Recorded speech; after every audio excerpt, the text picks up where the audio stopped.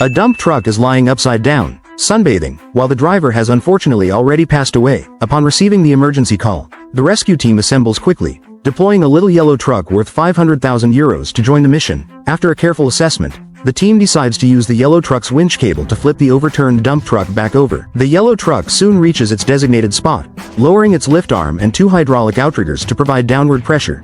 A crew member pulls the winch cable from the roof and fixes it onto the top of the flipped truck.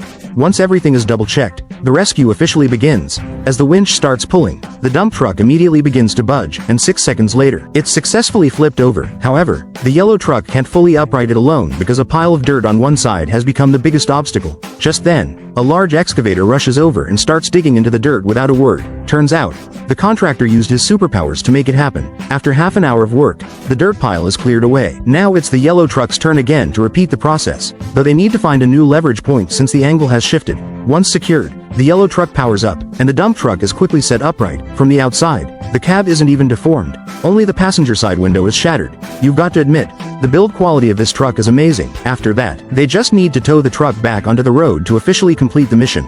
The total fee for this rescue is $300 United States dollars. Do you guys think that's expensive?